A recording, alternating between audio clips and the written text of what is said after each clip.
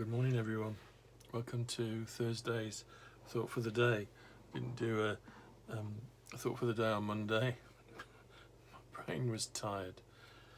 Anyway, here's today's Thought for the Day. And I've been looking back on my recent thoughts for the day and realised that I've been talking very seriously on a number of issues.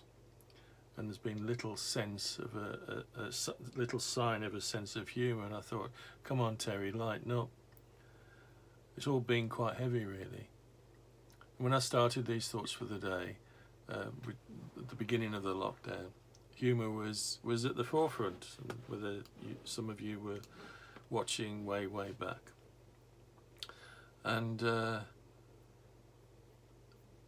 you see, even though I've been serious and I have essentially a miserable hangdog face when it's in its resting mode, I believe humour to be important in life and in our faith. I don't know where I would be without it being an integral part of my day-to-day life. And over the years, my sense of humour has got me into trouble, particularly in my childhood and teenage years. And I remember in junior school trying to perfect the art of mimicry, which I'm still trying to perfect. And I was doing this when I should have been doing some work. I was doing it with my fellow pupils. And I was caught out by the teacher, and my punishment was to go around each classroom and give a performance of my repertoire, which included, at that time, Albert and Harold Steptoe, Ken Dodd, and various dialects and also teachers. And in my senior school, I was often disciplined for playing the fool in class. One incident in particular in the sixth form stays in my mind. I was in private study in the library, and instead of studying, I was writing notices to stick on people's back. You see, I still think that's funny. I shouldn't, but I do. And those notices ranged from kick me to slightly more subtle examples of that particular genre of humour. And my friend who was sat with me had a particularly distinctive way of laughing, loud and like guffawing really, and he was laughing at what I was writing, and that drew attention to my activities.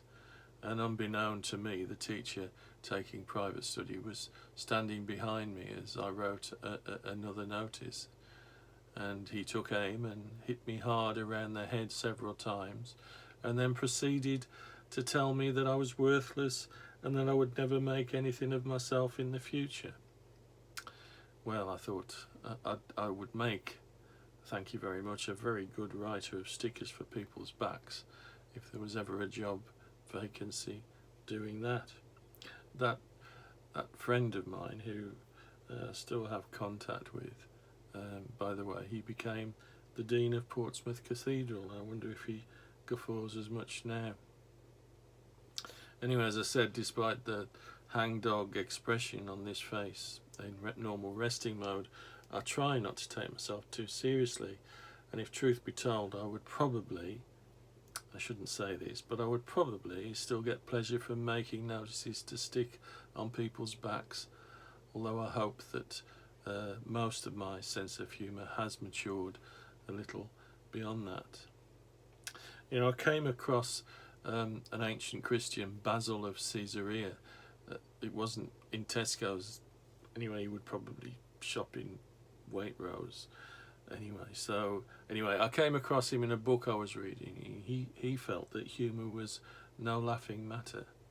He reasoned that laughter was antithetical to self-control and unfitting to anyone desiring to live a life worthy of the gospel.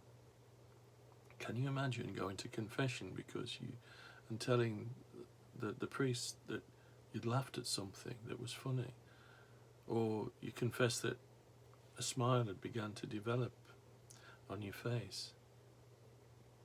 So how should as Christians conceive of the nature of and purpose of humour? What does it mean to bring our laughter, like every other part of our created humanity, into our Christian faith. You know, there's a custom. I think it's a tradition. I'm not sure whether it happens now, but there's a tradition in the Greek Orthodox Church where believers gathered on Easter Monday to trade jokes. Maybe we could do with that. Instead of beetle drives and bring and share socials, let's have an evening of joke, and merriment and mirth. I'm sure that none of us share Basil of Caesarea's view, but there are people who perceive humour as unworthy of God, seeing humour as undignified, frivolous and unbecoming of the divine. I have to admit that writing stickers to people and stick on people's back comes probably under that category, but I actually think that humour starts to be under attack when we start speaking for God and not to him. When we begin speaking with absolute confidence of what God wants, what God thinks and how God feels, humour ceases to be easy to come by. And I also think that humour is really a pathway or a precondition to living the Christian life, to a precondition to holiness, if you like. Holiness is about self-discovery and discovering God, isn't it? For those things to happen, we have to get out of the way to loosen our grip, to lessen our need to control and to let God be God. And when we face the truth about ourselves, there's no room for pomposity, arrogance or self-absorption. And we need to step back and gain the balance, a sense of proportion, as well as develop that sense of the ridiculous, if we're really to live a life of faith and be open to the promptings of God. So I think humour is so important in so many ways. And if it's integral to me, then it's integral to God. It's integral to my journey, my Christian faith. I'd like to talk some more about this in a one or two other thoughts for the days to come. So obviously I'm limited for time, but it's a really interesting and important subject, I think. So hopefully next time I'll speak a little more. Anyway, you take care of yourself and look for the sense of the ridiculous in yourself and around you.